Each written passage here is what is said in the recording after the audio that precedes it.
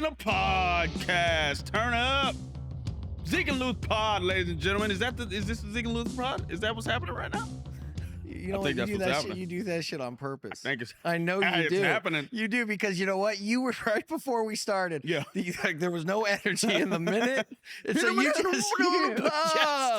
just fucking caught me completely off guard. Yeah, 2 peas in a pod. Yes. Zeke and Luth Pod. Zeke and Luth Pod. Okay, I see that. Yep, good. Got Welcome back, ladies and gentlemen. Welcome back, everyone. That was good. I like that. And we are definitely in a pod, man. Yeah, we are here. We're back at Zeke and Luth Pod, where we talk about all things Zeke and Luther sometimes, and also do Zeke life. and Luth, life in general, brotherhood. One of the things, goodwill. Yeah.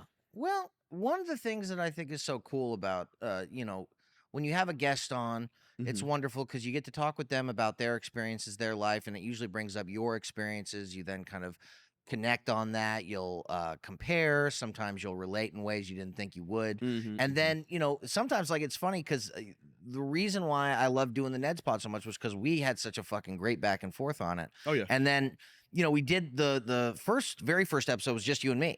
So it's kind of cool that we're doing, another one where we're just able to kind of shoot the shit on because, I've been rewatching the episodes, in anticipation of the pod. The pod, yeah. And I remember watching the pilot and I was like, wow, we look really different. And then season 1, wow, we look really different. And then season 2, wow, we look really different. No, yeah. And in what ways did you think we look different? Because I have multiple ways. First of all, the characters kind of change. Their arc. They do. They change it up a little. The one that changes the least is Adam, to me. He was always the kind of goofball, absent-minded. Yeah. It was kind of like, and it felt like as it went along, both Zeke and Kojo both kind of had a bit of a change. There was and it was I think for me, season 1, I definitely was kind of still finding the character, and then you kind of look at it and you go, okay, in season 2, that's where it felt like it kind of got, I zoned in on it. It didn't feel so I guess abstract. There were times where I felt when you're finding a character, you don't really know how to play him the whole time because you're like, oh, should I try this out? Is this what he would do? Yeah. And so it's when you kind of get to know the character that then you go, okay, all right, now I've got it. I'm locked in. Now I'm locked in. Yeah. And that was you were the really change. embodying the leadership qualities of Zeke. I think later in the season. That's what. Yeah, the first season, because again, I didn't really understand. We told that story about me trying to be funny on episode 2. And the producers like, yo, this is not it. Producers were like, this is not it. Yeah, you can't do that. Yeah. And I was like, well, almost felt like a kicked puppy. I was like, I want the laughs. Everyone's laughing at you guys. And then when he told me, it made sense. Yeah, situational then it comedy. Made sense. It breaks down if you don't have the guy playing that straight down the middle. Yes, yeah. So I think that's why. But for the first season, I still feel like Zeke was a bit goofier. There was some goofier moments to him. And I don't know if that was because I was only 16 when I shot it instead of being 17 and then 18 when I shot the other 2 seasons. But at 15, I still felt pretty fucking goofy when I watched that very first season. Yeah. And the hair is super long. Oh, yeah. And the clothing is, I think, the craziest it ever was season 1. Yeah, and then like season 2 and 3, you become like a man on a mission. Yeah. And I think you really locked into that role of this ambitious kid and also just a young adult. Yeah. And and that was cool because I always loved dramatic acting. So it actually became a blessing to me that I was like, oh, I get to kind of play it a little bit more serious. Obviously it's still a Disney show, but I just had a flashback, bro. Because we said like serious acting, but I'm thinking like kind of roles that are a little bit more manly, man. Dude, you were obsessed with Steven Seagal.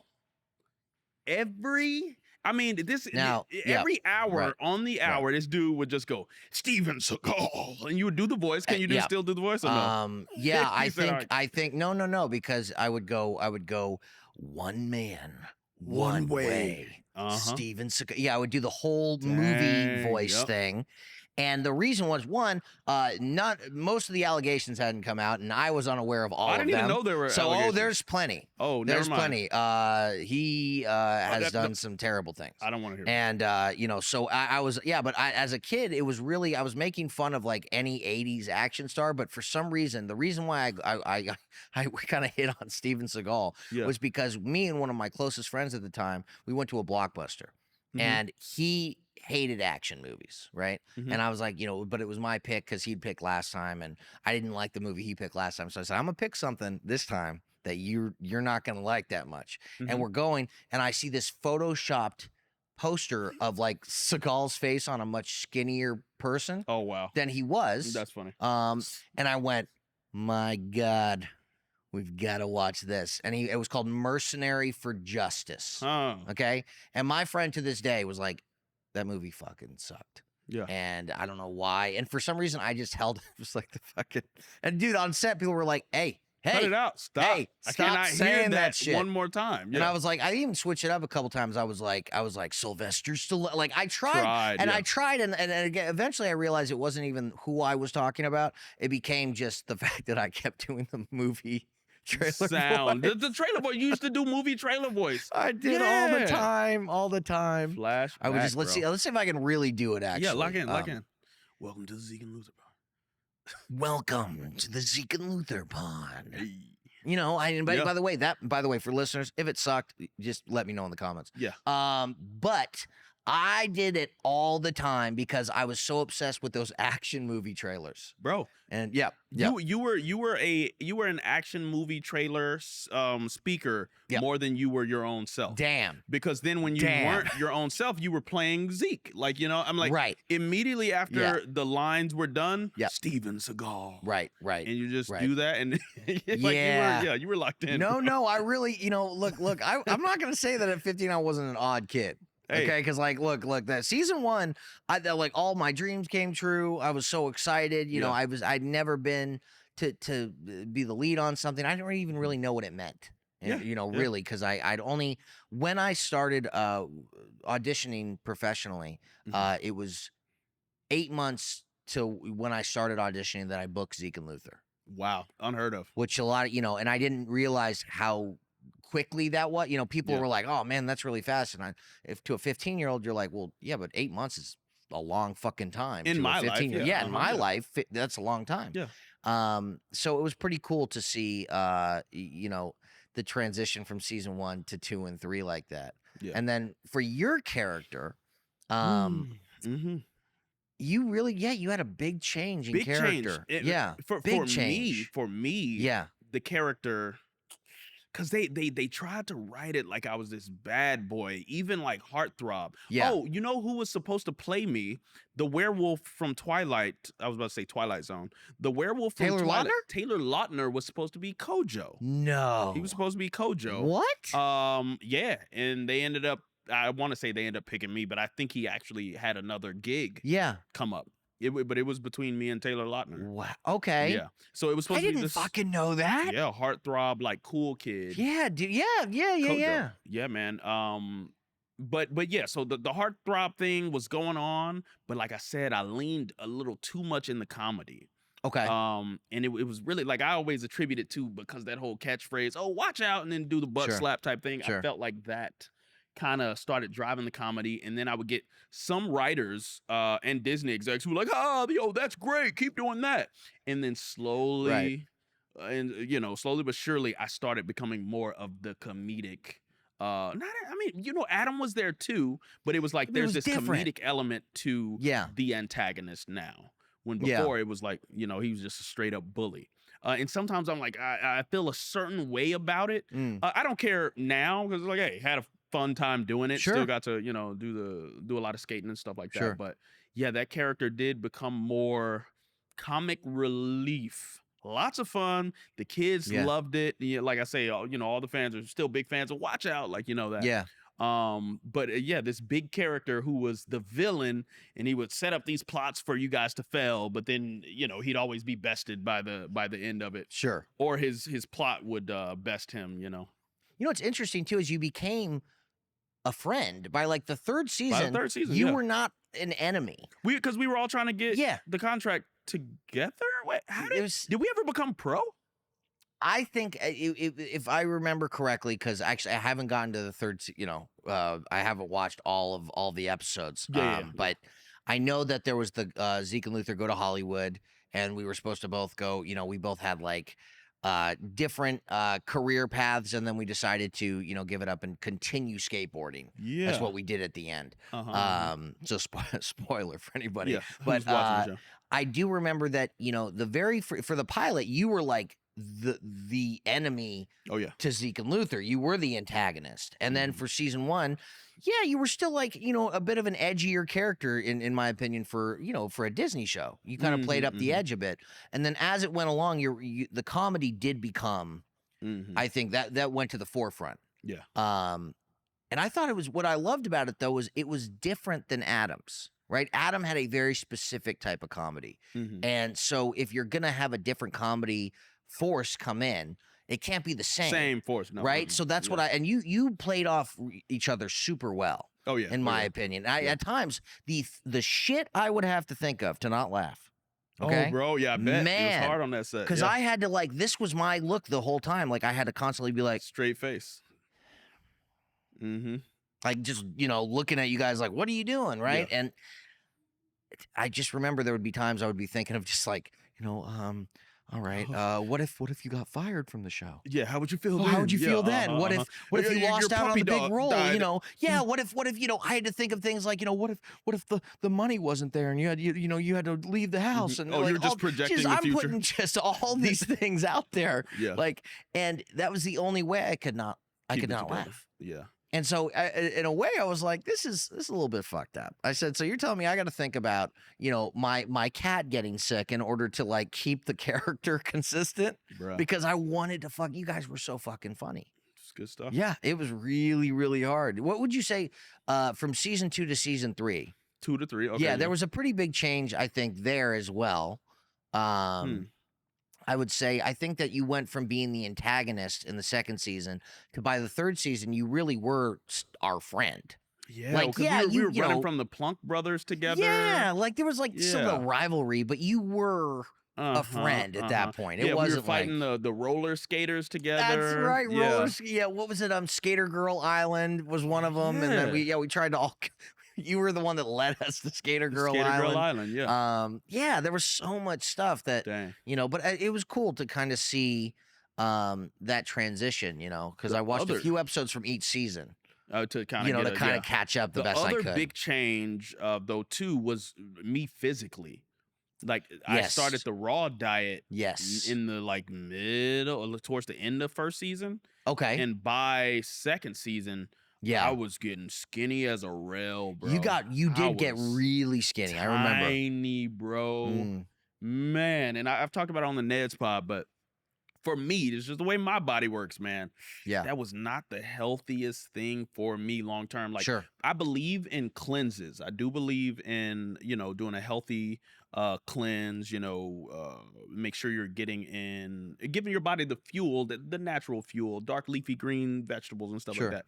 But I was fully locked into the idea that, all this Western food is wrong, the allopathic medicine, we need homeopathic medicine to heal ourselves. I remember you talking about that stuff, and it was all the time. Yeah, you talked about it a lot. There's that saying, how do you know that someone's a vegan? Okay. They'll tell you. Well, of course, that's most things. That's most things. But yeah, no, I don't think I said the saying exactly right. Yeah, I see what you mean. But it's they're gonna. Oh, no, I think the saying is, how do you tell that someone? Oh wait, how do you know someone's a vegan? And it's oh, don't worry, they're gonna tell you, something like that. Right, it was something, kind of like that, Yeah. And we had Katie Sarife on, and she's vegan. She's like, she was laid back about it. But there was a time where her and Tyler were like, they were really save the animals. Well, and I appreciate, look, for anybody's beliefs on anything, really, I respect them, and so it's kind of I remember for you on that, I was such a eating Subway, and I'm pretty sure I was still eating McDonald's, and so we didn't get into arguments, but there would be times, man, I'd have my food and you'd be like, what is that?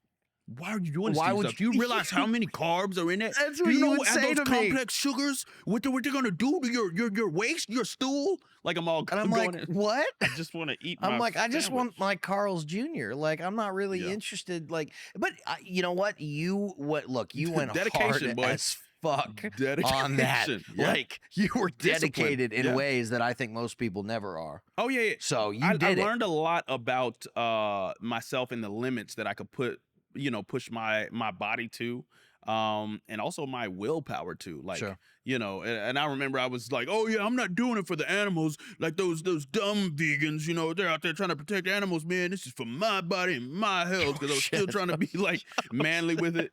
And that used to justify it by like, dude, Yeah. I would tell everybody, like, have you ever seen a gorilla? Have you seen a gorilla? They're big and strong, right? What do gorillas eat? They're not eating meat. They're not eating meat. They eat dark, leafy green vegetables.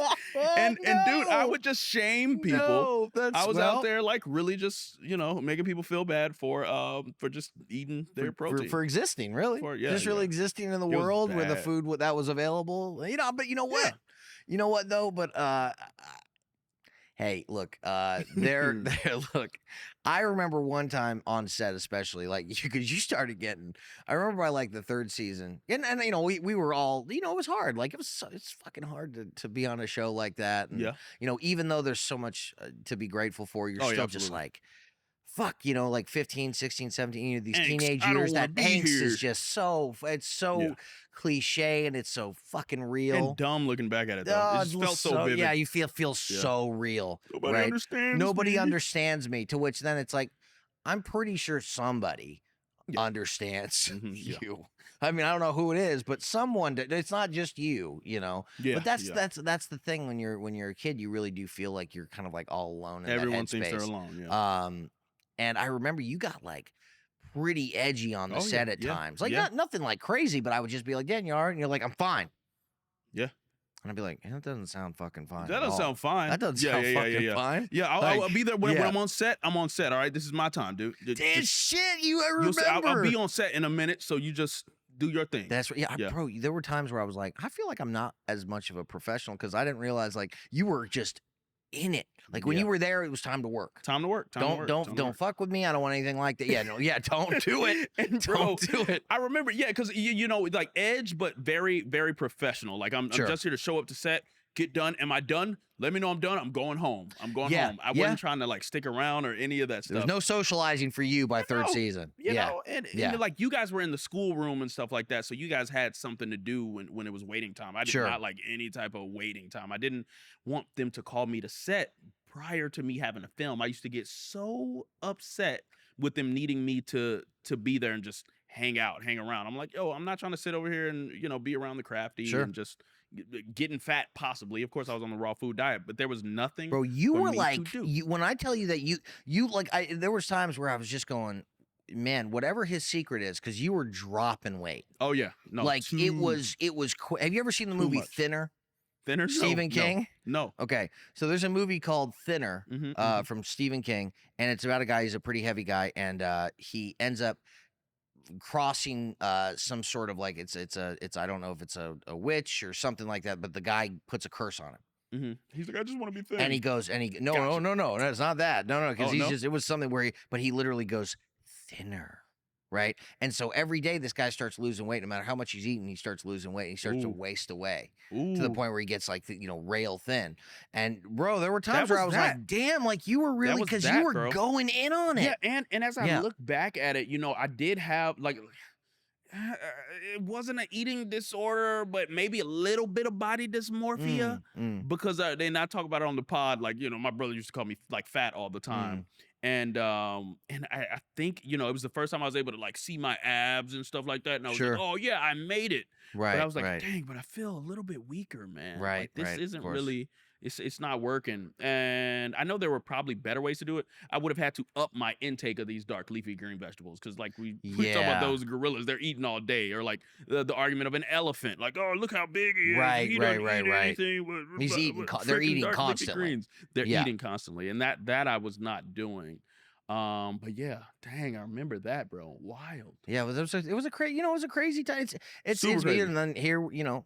That's Here what's we so are. fucking cool. But that's so funny. Back to the professionalism where I was a little bit overly professional, like which by the way, I'd rather you be overly professional, not professional enough at all. You know what I mean? Like at least you went overboard in being professional. Dude, I was so upset. At the top of was it when it went? Well, no, because that was the end of first season. I think it was like middle of first season. Oh no. I think so. I had like a year, 8-month kind of raw vegan, but towards the end of third season, sure, I was now eating like tortilla, like whatever. I could eat like cooked bread and stuff again, and so I had like a makeshift burrito with like some spinach in it and some random stuff. Yeah. And I remember I showed up to set and I was there before everybody, right? I was there before everybody. It was like 6 a.m. or something like that.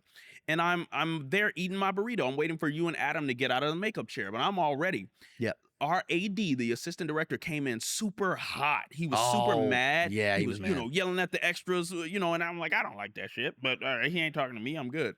And he's like, yo, we gotta go now. We're behind schedule, and if we don't get this shot, that's then right. we're gonna go into the next week and He walks over to me. He looks at me and he slaps the burrito out of my hand. I'm like, oh, bruh. Wait, no, dog. I'm like, Big Lee, dog. I don't know what you dealing with today, bruh. But it's not You're going down about like to deal that, with something else that's way worse. I'm like, bro, I showed up to set on time. I'm before everybody. Right. You know what? You think we late? We really late now. You gonna go and get me another burrito. Right. And I'm gonna sit here and I'm gonna take my time and I am gonna enjoy every piece of it. Well, and at that time, you guys were walking I over. remember looking at this. Yeah, it was a big, no, because I was wondering what it was about, and you're now okay. This is like this. You know what's great? This is like if I only saw Lord of the Rings, but I hadn't seen The Hobbit. Like I hadn't seen or read The Hobbit, so this is good because I got like What's The going Hobbit. On here? Yeah. Yeah, it was like so now. Okay, so first off, slapped it out of your hand, bro. Looked at me. What? What? Lee, and I was like, okay. I'm being too nice to you, dog. I've been too nice. Clearly, bro. Clearly, I'm being too nice. He tried me that day, bro. That was not tight. And he was like an older gentleman, so I've always tried to greet him with respect. Like I get, and there's a lot going on, and I'm trying to be respectful of your post, and I get the assistant directors, they're the guys who do have to go around and yell at people to make sure we're on schedule, but I'm like, I don't remember ever being in the handbook though that you go up and slap the shit out of someone's food out of their hand, bro. Let's go. Right? And I was on time, bro. I was like, no, that was like the perfect storm, bro. It was the worst. Speaking of food, and speaking of things that really I think should have never been created or happened. Oh, right. So your burrito getting slapped out of your hand, I don't think should ever happen. And I don't think. What the fiddly fuck are we drinking today? Birthday cake soda should have ever been made. Dang. And it was made by Melba. Melba's Fixin'. So it's not Lester's Fixes this. Oh, Lester, he quit. He sold the company. No, I'm pretty sure this is his wife. Oh, she made the cake. Fixes, I can see that. Okay. Right. So this is the one, and let's try it. I have not been looking forward to this one because I can't really imagine it's got a birthday cake soda tasting like a birthday cake, and if it does, that almost makes it worse. If it does, it couldn't be that bad. Well, here, all right, here you go. And then let me see this thing. Birthday cake soda. Okay. Yeah. Melba, what a name. That's a name. Was that Melba or Melha? Melha's Melba? Yeah, it might be an H. It might be a B. All right, here we go. All right. You just want the lighter? Yeah. Here you go. Do that thing, make it happen. All right. Ooh, it smells kind of good, man. What? Kind of like toothpaste good. Hold on. Which is not good at all. Toothpaste good? Toothpaste good. All right, cheers, big dog. Happy birthday. It's somebody's birthday somewhere. Happy birthday to somebody. Yeah, man. Any listener that's your birthday, this is for you. Happy birthday. It's for you.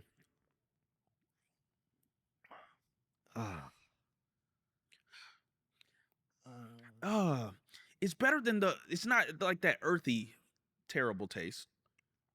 It's like it's saccharine though. It's like too sweet. Yeah, it's you know what? It's not even one that's so bad that like it's again. This is.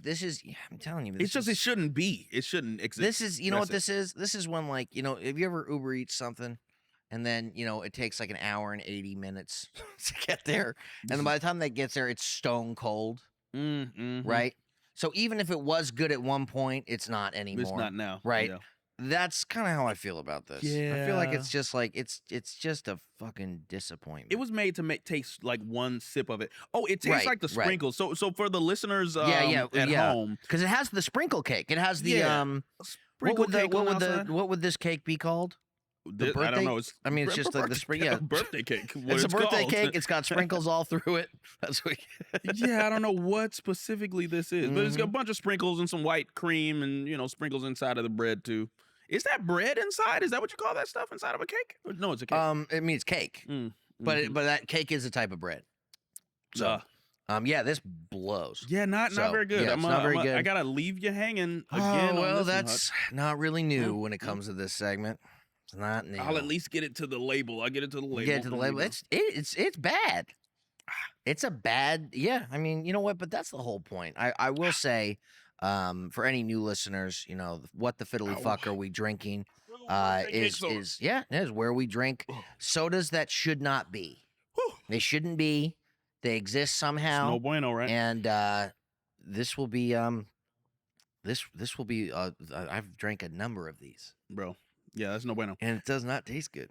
So Hutch, man, talk to me about any. Did you ever have like love interests on Zeke and Luther? There was always times where they would have someone who was a love interest for Zeke, and then it always just came down to Zeke was so focused on skateboarding.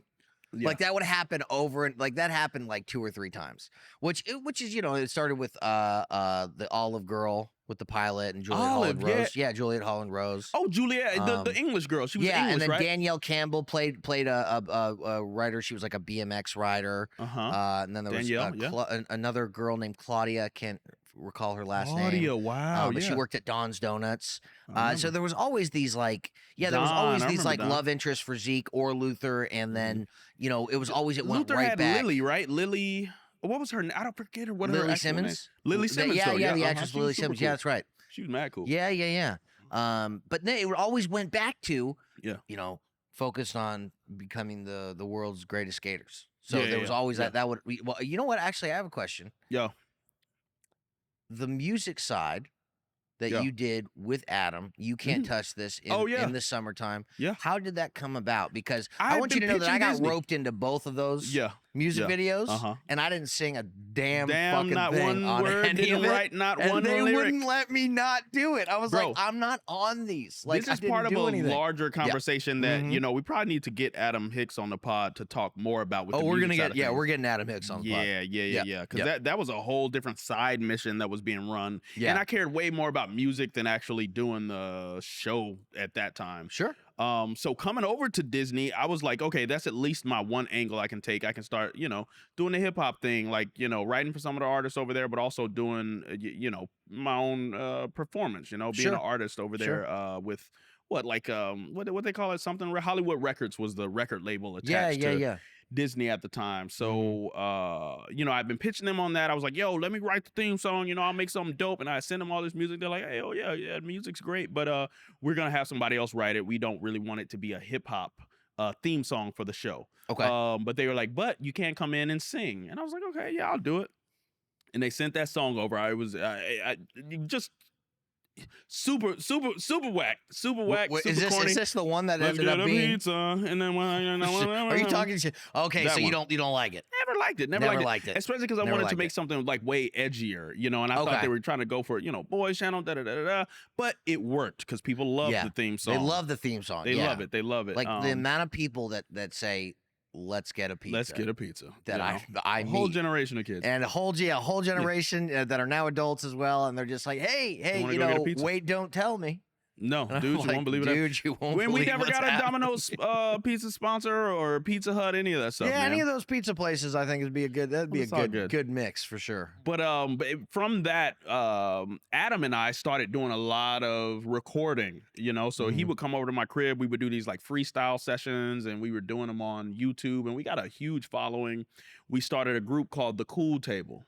Okay. Well, yeah, welcome to The Cool Table. Yeah. And my brother Nate, he would be making the beats. I had this whole thing. My YouTube channel was Dandy on the Fly. My brother Nate made this beat. You had a song called On the Fly. Oh, On the Fly. I'm on the fly, not on the run. You touch the sky, you touch the sun. I slap the sun. Yeah, that's man, right. throwback, bro. Mm-hmm. But yeah, so then from there, Disney's like, hey, they kept giving me these no's on doing like some original music, but then they're like, what we can do is give you a song you can do a cover, and it was a MC Hammer remake. You can't touch this. Yeah, can't touch this. And I was like, okay, I kind of want to write my own lyrics though. Like, you sure? Like, that's not my vibe. And then people don't think I'm over here, trying to remake stuff. And I just, I was averse to remaking stuff. I was like, that's not cool. You wanted to make your own stuff. I wanted to make my own stuff. Of course, I get that. But then they were like, okay, well, we have X amount of dollars we can throw at you. And I was like, okay, yeah, I guess I could do it. Well, yeah, the minute that happens, that's a whole different vibe. Like, yeah, the minute that money comes into it. Yeah. It's so funny how you're like, okay, so what I wanted is not going to be the most important thing right now. What? Integrity? Oh no. Well, you know what? Here's the thing, because integrity is like, how much integrity do you really have if you turn down the job that makes it so you can't pay your rent? Hey, yeah, you don't got much integrity. Yeah. You're not going to have any. Yeah, no. Or a house. Yeah, pretty soon. It's gonna be. So painful. I mean, yes, okay. So they threw the money at you, and then you ended up doing they it. threw the money at you, and then you didn't throw it. Now shake some ass. They threw. They gave you a good amount of dough. Yeah. And then so it was you, and then how did Adam come into it? Well, because we were doing the Cool Table, I started. Okay, the Cool Table. Got it. Well, I'm gonna tell you, it felt like there was some like undertones, like race involved, and I'm like, oh, I guess I'm too, edgy as a black man or like kid to do this for them. They don't want to tarnish the image. But they had a couple other African American artists kind of doing stuff like Raven Simone was doing her thing. Sure. But they were like, we don't want to dive direct into rap. And I was like, what if we have a Caucasian dude with me doing it? Maybe we can get something going. And we did get a couple more yeses after doing a little bit more work with Adam. It just is what it is. And first, he's just a dope spitter too, bro. Yeah, he's great. Yeah, like Adam good rapper. comes from excellent rapper. I don't want to say the hood of Vegas, but he grew up in the culture and skills out this world, bro. Like, I put him up against just about any other rapper that's out there. You let him sit down with a pen and actually go in. Yeah. Oh, bro. Yeah. Lyricism is ridiculous, especially just punchlines, man. He's so cold. So it was like, it's the perfect freaking coming together. We're going to make a whole lot of money. Yeah. And I was like, yo, bro, we can just do this. I know it's a cover, whatever. Let's if you on board, man, I think this can really be something. Sure. And then, they put a lot of money behind doing the video and everything too. Like, they brought you out. I think Ryan Newman was out there. Look, some of the other kids. Can I tell you that I didn't want to be there? Oh, yeah? Mitchell Musso, he came out too. You can't touch this one, especially. Why didn't you want to be there? Well, one, because I can't. If you've seen Ramona and Beezus, or if you've seen, go watch this music video for any of the listeners. Go watch the music video right now and watch what I tried to do, what I was hoping was dancing. Oh, yeah, you just no. It's bad. These are just moves. It literally looks like if somebody's like NPC in a video game glitched. You know what I'm saying? Like it's just glitching. Like, dang, yeah. It looks so bad. Yeah. And then, in the summertime, which is the second song that was the second one. Now that was the one we did get to write. So that was when. Okay, that was when you got to write it. We did that first play, doing the cover or whatever, and then I was like, yes. I was like, I told you, yo, A+, man, we actually gonna get to write our lyrics, man. This is dope, bro. And so we wrote some cool stuff, man. And I was like, yo, this is actually a dope song for Disney. I was like, this is gonna be a real breakout, something, we might be able to move on to like a record deal type thing. Sure, yeah.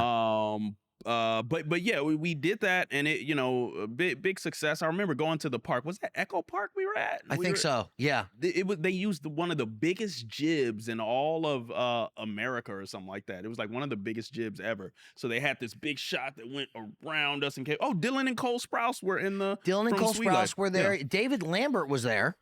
Actually, Lambert was fucking there. He was there. He was. I remember that shoot. I've been talking to him this whole time, like it was the first time I had met him was at freaking. That's what. No, but you said you went. I thought I know you. Yeah, because you thought it was when we did the movie together with him. But you know, yeah, it's so funny because he'd done Aaron Stone and Den Brother at the time, so he was. Yeah, I remember he was there.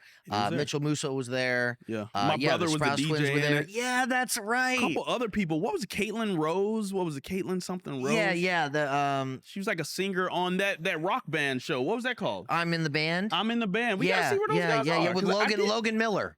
Logan Miller, who went on to be in Escape Room 1 and 2, and he kicks ass, and that was awesome in those movies. I gotta check that out. And that one I had to skateboard, and there was a camera that was like on a car, like a little go-kart, and we had to like follow it, right? And I'm going, and they kept saying, you know, sing the song, and I'm like, I'm not on it.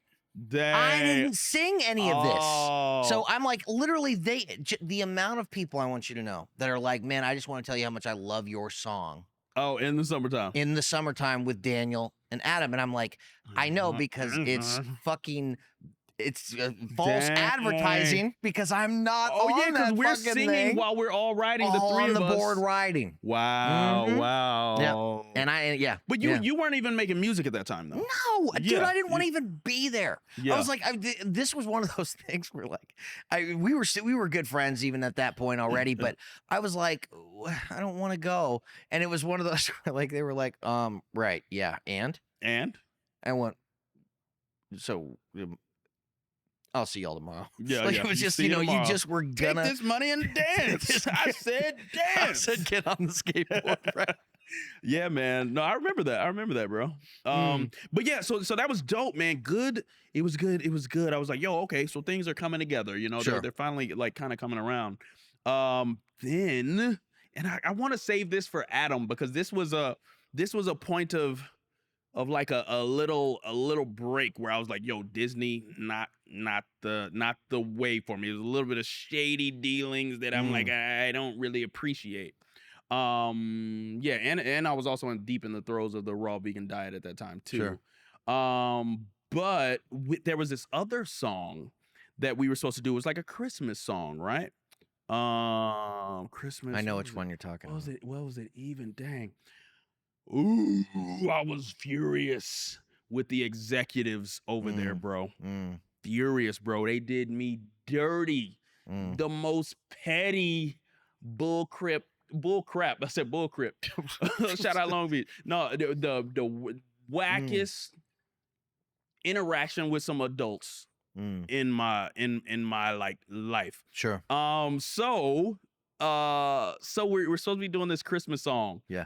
And you know, I'm all about like inclusion. Like I want to mention Kwanzaa and Hanukkah, and you know, I was really in this space of, yo, man, we got to bring people together. It shouldn't be so much separation. Why are we only talking about Christmas in the song? Not a bad message. Not a bad message. Not a bad message. It's Disney's message. They're like they have goals to sell something. Sure. And if they want to sell it, it's about Christmas. It's about Christmas. Okay, cool.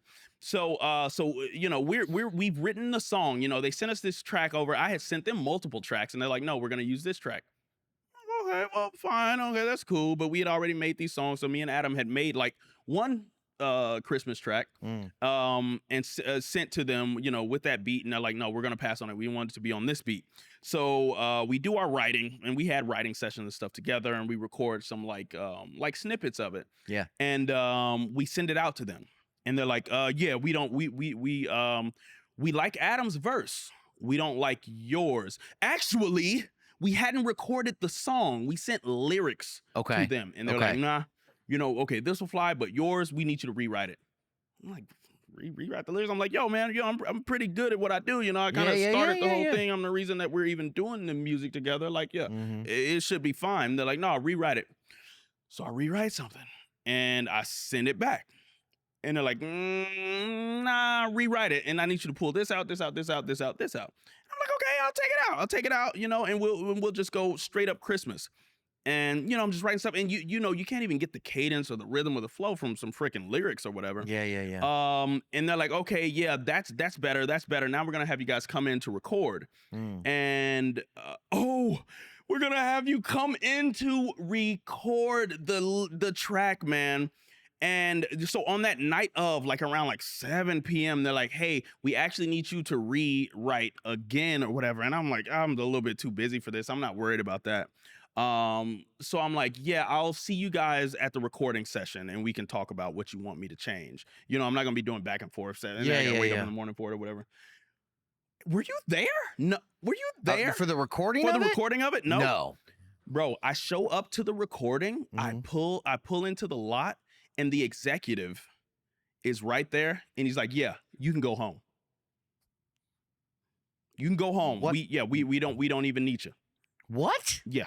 He's like, yeah, we don't even need you. You know, you're not gonna be able to just, you know, what do you call it? Not subvert me or whatever. He said you're not gonna be able to be insubordinate. That's not how it works over here. And we don't need you. So you can go home. I'm like, what? And Adam's like kind of right there, and he's just like, yeah, bro. I think Ryan there. I think Ryan ended up like singing. It was the first time she did some singing on the track. Yeah. And you know, I'm like, all right. I see what's up. All right, cool. I was like, yeah. Well, you know what? Y'all have a good one. We out of here, man. We out of here. So, I ain't worried about it. I know which song you're talking about. You know the exact one. And then we had to shoot the video for it. Yeah. And these guys, the most petty they could have ever been, because they made me do the video, right? They made me do the video, you know, still paid. They threw the money at me to show up for the video. And when we do it, you know, I've been asking them like, okay, well, what, you know, why do y'all really need me? What am I going to be doing in the video or whatever? And it's like, they're like, you'll see when you get there. Yeah. I get there on set, and, you know, it's a movie, Christmas time, you know, everybody's kind of doing their dancing and stuff like that. And they said, you are going to be frozen in time. So you just stand there and we're going to move the camera around you the whole time. Like I'm just frozen. Yeah. Like excommunicated from the fun. What? The fuck? And so there's a video of me just doing this the whole time. And the camera's just circling around me like, yeah, okay, yeah, we're going to put you on a little timeout and all the fun's going to be happening around you type vibe. I'm like. Okay, so I know this is a Universal Holiday. Universal Holiday, Universal Holiday, and I'm like, yeah, I want it to be a universal holiday for everybody. So the reason I know this song for two reasons. Go ahead, talk to me. For two reasons. Yeah. One, and to Ryan and Adam, this is no offense. Great no offense to you. It's one of the worst fucking songs in the world. It wasn't the best. No. Don't do that. Don't do that. Don't try to put sugar on type of shit. Yeah. Okay? That is a bad fucking song. Okay, and I had to hear it 50 fucking times while they blew fake snow around me. I had to be in the video. Yeah, and I remember thinking it was weird that it was Ryan and Adam, and it wasn't like what you. Happened? Yeah, and no one was telling me anything. This dude, right? Yo, man. Yeah, that was rough, man. That was rough. I remember that that whole set felt weird. Fuck that dude, bro. Yeah, no. I mean, here's the good thing. Talk to him. The You Can't Touch This and In the Summertime are really good songs. They're awesome songs. I love them.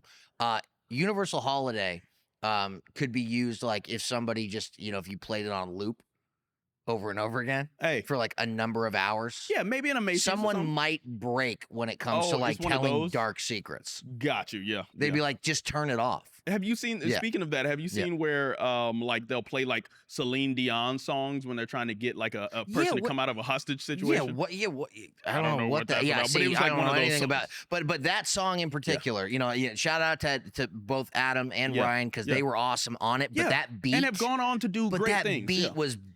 It just didn't work, man. It didn't work. Police the creativity, and then also just like at that point, this dude Steve Vincent is the guy. He was just trying to push me. He was trying to push me like out of the picture. So yeah, just what is what it is. I never felt like just too bad about it because I was just like, oh well, fuck it, I don't want to be doing any like Disney music anyway. But yeah, that was a whack interaction, bro. Yeah, man. It was a whack interaction. Well, that's sad. It was one. You know what? I'm glad because I didn't know that story. I didn't know why it eventually became the way. And him talking Universal. to a kid, like, no, he chewed me out when I pulled up to the set. I'm That's like, bro, rough, you could have called me and told me not to come, but you wanted to be petty. And then, and then in the music video, he's gonna be frozen in time and. Well, that's just fucked up. That's just the whole thing's fucked up, and it's like, look, I can understand the miscommunication. Oh, you think you're that, but first off, you're like, I rewrote it 4 fucking times. Yeah. What do you want? Yeah, or at least at that point, just send me the lyrics you want me to do. Yeah, or just fucking write. How about you write it for me? Yeah, that would have been. How about that? Because I don't really feel like rewriting it. And at this point, it's clear that you really are out to not like what I'm giving you. Yeah. You know what I mean? So, hey, dude, you know what? But hey, those 2 first songs, man. Hey, hidden bangers, fucking bangers, man. And yeah, so, Adam went on to do some really dope dude, stuff. We Burn It Up. We Burn It Up, Lemonade Mouth, Chris Lemonade Mouth. Oh, dude, he fucking killed. Oh yeah, Determinate was a joint. Determinate. That's right. That shout out to Adam Hicks, man. That fucking that verse on that. Yeah. Woo. So, but yeah, man, yeah. What fucking great episode. Wild. But yeah, good stuff. Zeke and Luth Pod, ladies and gentlemen. Just so everyone Oh yeah, you gotta finish that. Finish that. Go ahead. You know the rules.